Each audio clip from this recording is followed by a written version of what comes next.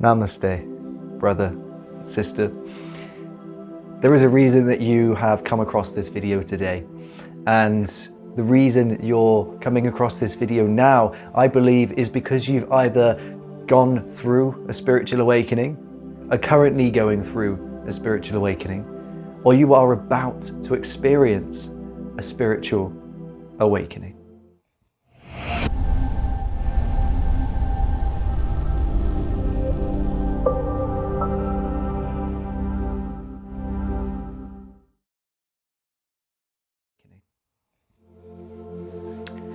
So, spiritual awakenings are very hard to navigate at the best of times, and it can be difficult to understand what everything means, why everything's happening the way it is, and what are the important steps to take as you begin to wake up to your spiritual self, or how do you get yourself into alignment with the spiritual gifts or the spiritual manifestation or the vibrational level of energy that you need to get to kind of complete the cycle of that spiritual awakening phase.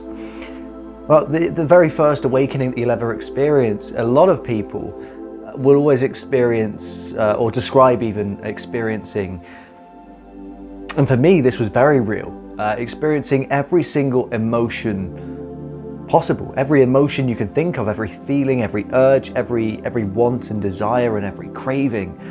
And I thought I was going crazy. I didn't really know what was happening. I was 15. I didn't know what was going on. I just knew that I felt almost homicidally murderous and angry, but also the happiest I'd ever felt. But at the same time, I wanted to cry my eyes out, and at the same time, I wanted to scream. And it was the most intense night of my entire life. I remember feeling the most opposite emotions at the same time.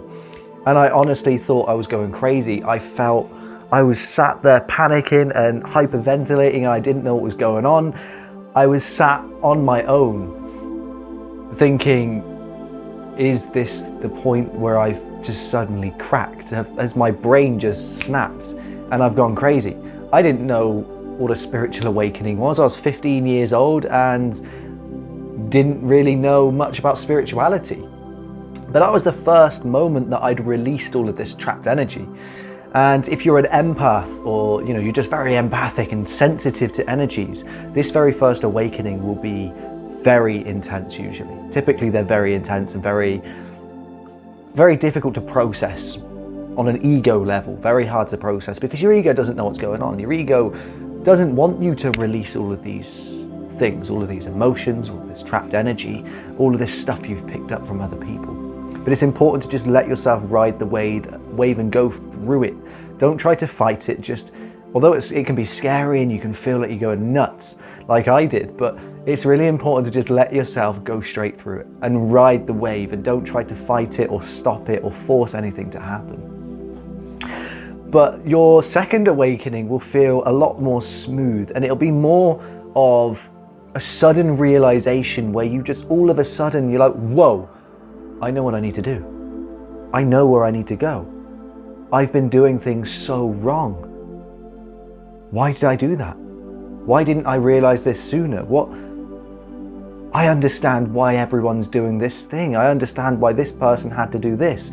I understand why I had to go through this experience, because I needed to learn this specific lesson so that I could do this now.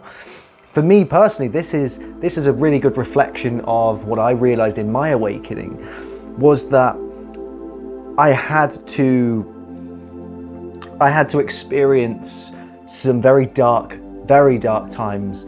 And this was, a few years ago, when I was very heavily addicted to drugs. I was heavily, addicted to ecstasy, MDMA, and cocaine, and I was really falling down a rabbit hole. And when I came out of that, and my second awakening was actually when I nearly died. And nearly dying, waking up in a hospital bed, my brain and my spiritual senses just went whoosh.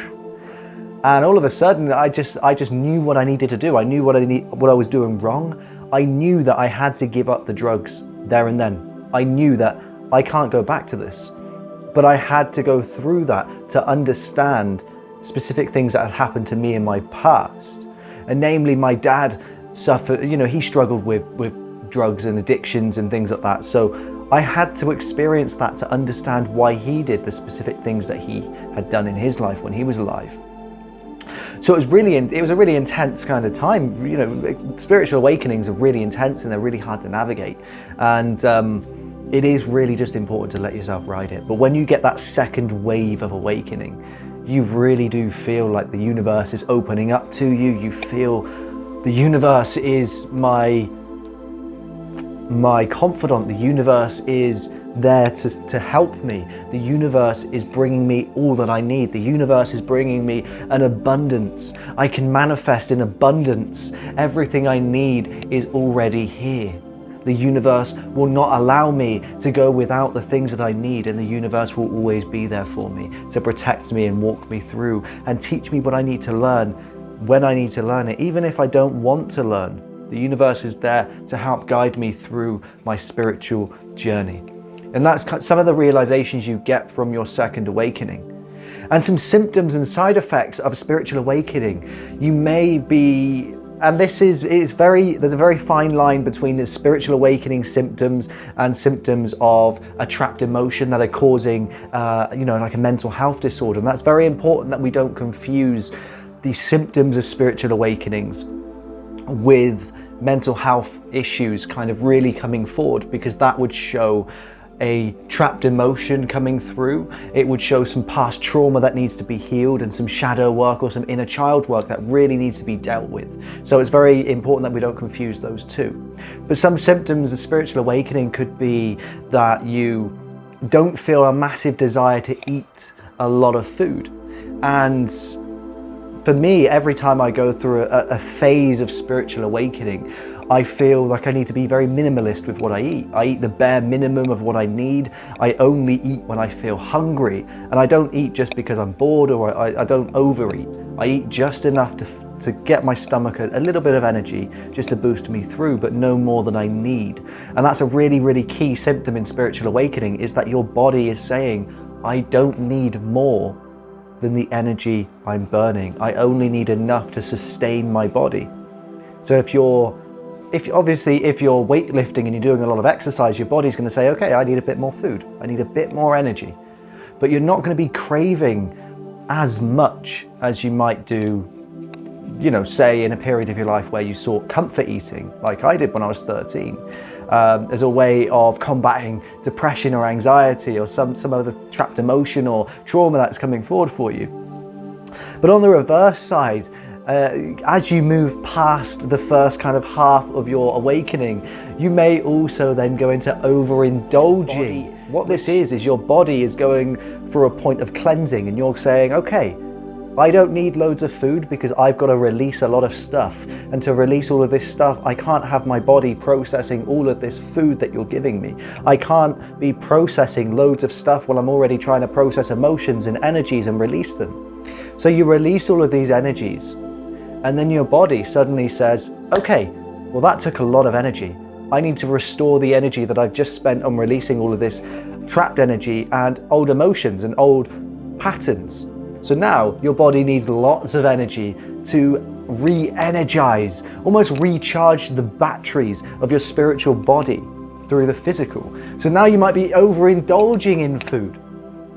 And a physical symptom that you might get from, and this is very, very common, is feeling a vibrating feeling in the center of the forehead, or feeling as if your head, there's a lot of pressure right in the very center of your forehead. And this is a pineal gland activation, when your pineal gland is really producing a lot of dimethyltryptamine and really vibrating at a very high frequency. And this can be very, very intense. Very intense stuff happens when your pineal gland starts activating. You start to get really highly strong intuition. You start feeling yourself almost discern from the rest of the world, because you realize this world doesn't resonate at my frequency. I'm here and the earth outside is here. I don't resonate at this level anymore. I don't resonate at the level that media resonates, which is 175 hertz. or 175 on the consciousness scale, which goes from 1 to 1,000. Okay, so the media will keep you down at this level at 175, and you're kind of starting to move towards reason and love, and you're starting to move towards 500 and above. You're going into the higher level of this conscious scale of enlightenment or awakening. If you reach the top, if you're lucky enough to reach the top in this life, then congratulations, you are an enlightened being. You have reached the top of consciousness. You've reached the top of your spiritual awareness. You've reached the top of your self-awareness, and you've learned how to work with your ego and silence your ego when it needs, so your ego isn't in full control of you. Instead, you're in control of your ego, and that's really what we're aiming for here. We're not aiming for an ego death. We don't want to kill off our ego. We don't want to destroy the ego, because that's what makes you you. That is what makes you your human self. What we really want to aim for is to align the ego and the higher self. Now, when you align the ego and the higher self, and this is what you really want to focus on as you're going through your spiritual awakening periods, you really want to meditate and focus on, rather than seeing your higher self here and your ego down here, you want to bring them into the same level.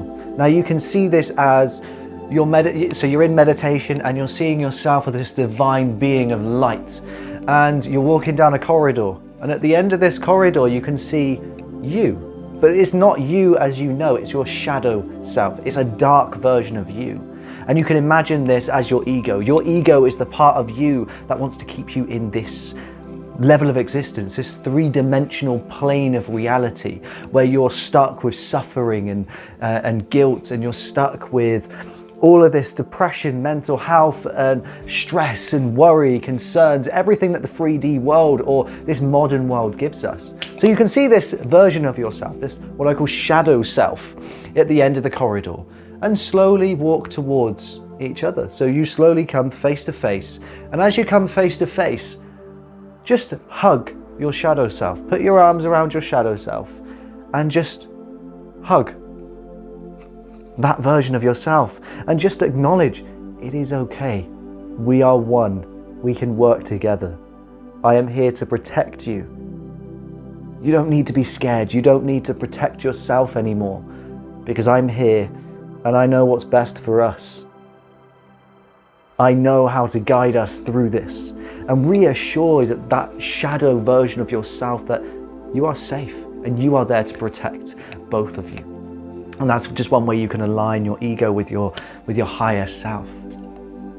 So these are some symptoms, only a few, there's loads of symptoms of spiritual awakenings, but these are just a few of the ones that I felt most in my spiritual awakening. And especially recently, I've been going through quite an intense awakening period. I've really been changing my vibration in a really strange way.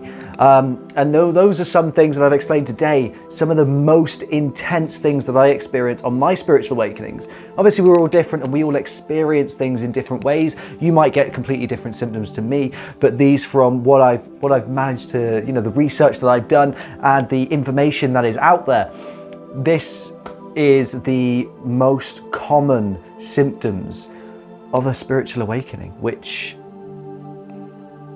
is probably the best moment of your entire life, when you start to wake up to your true potential and realize that you are a magnet, you are powerful, and you are the most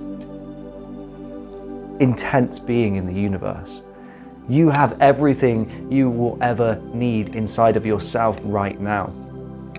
And if you want to change your life, if you want to dramatically transform yourself or your life, just know that it only takes one thought.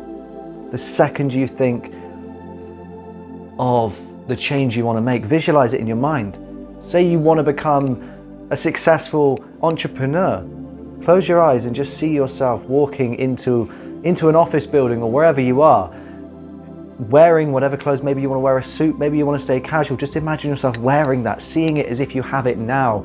You're walking in, you could just stand still and just kind of act, just feel it, really feel your body moving and swaying. You don't have to be moving, but if you do a walking meditation and you visualize this, it can be really, really powerful if you do it consistently. That's the important thing with manifestation as well, especially when you're spiritual awakening, you're raising your vibrations, so it's a very good time to start to manifest things into your life, and you'll really see it quite quickly as you move through this awakening period. But it's really important to see it as if you already have it now. And this is one of the most common mistakes that people make, is not seeing it as if they already have it now, but instead they want it. But that's something for another video, is why you should not see things as if you want them.